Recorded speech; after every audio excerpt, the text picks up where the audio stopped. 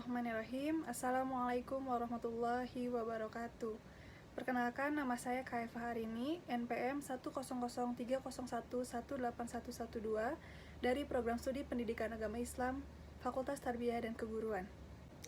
Di sini saya akan mempresentasikan hasil penelitian saya yang berjudul Implementasi Pembelajaran Kitab Akhlak Lil Banin dalam Pembentukan Akhlak Santri di Pondok Pesantren Al-Quran Babu Salam, Kabupaten Bandung. Latar belakang masalah. Akhlak pada dasarnya melekat pada diri seseorang yang tergambar melalui perkataan dan perbuatan. Namun, krisis akhlak yang meningkat akhir-akhir ini akan mempengaruhi akhlak generasi muda di masa depan. Indikator-indikator ini mudah diamati dalam kehidupan sehari-hari, seperti kenakalan remaja, kekerasan, penipuan, korupsi, dan tindak tidak terpuji lainnya. Sehingga perlu adanya pembentukan akhlak.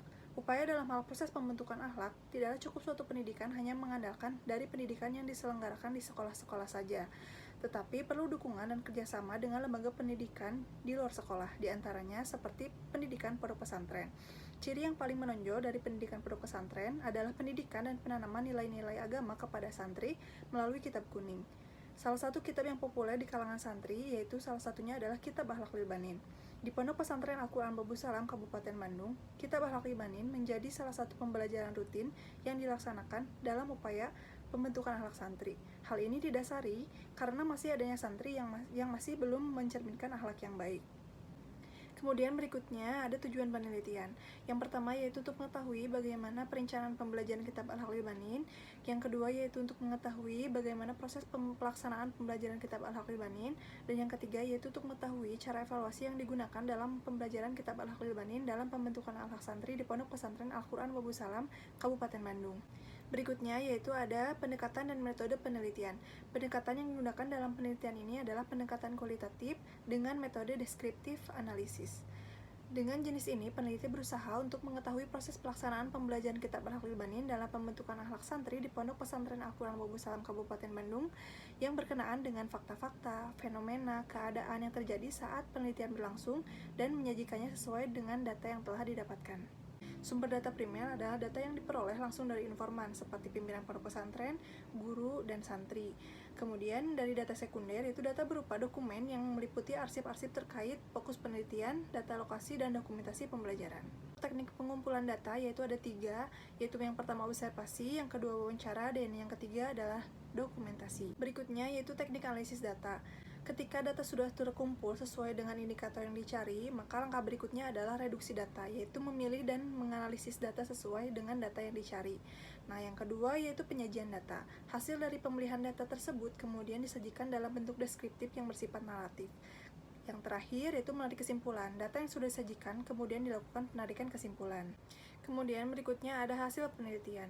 Hasil penelitian yang pertama yaitu tentang perencanaan pembelajaran Kitab Akhlak Lil Banin. Perencanaan pembelajaran Kitab Akhlak Lil Banin ini dirancang setiap awal tahun pelajaran dan dilakukan setiap semester, dari mulai penentuan bahan ajar, tujuan, target yang dicapai, media, metode penyampaian, dan cara evaluasi yang akan digunakan. Perencanaan pembelajaran disusun oleh guru untuk memenuhi kebutuhan guru dalam melaksanakan tugas mengajarnya.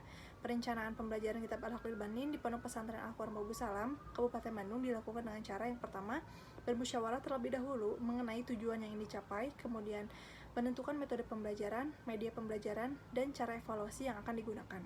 Dalam proses pelaksanaan pembelajaran Kitab Akhlak Lil Banin dilaksanakan setiap sepekan sekali, yaitu pada hari Rabu pukul 19.30 sampai 20.30 waktu Indonesia Barat yang bertempatkan di Majlis Taklim atau MT. Adapun langkah-langkah dalam pembelajaran Kitab Akhlak Lil Banin yaitu ada kegiatan awal, kegiatan inti, dan kegiatan penutup. Metode yang digunakan dalam pembelajaran Kitab Akhlak Lil Banin yaitu metode bandongan, yang dimana guru memecahkan atau mengartikan perkata dalam kitab tersebut, kemudian diterjemahkan ke dalam bahasa Indonesia, dan para santri mendengarkan apa yang disampaikan oleh ustadz dan mencatatnya.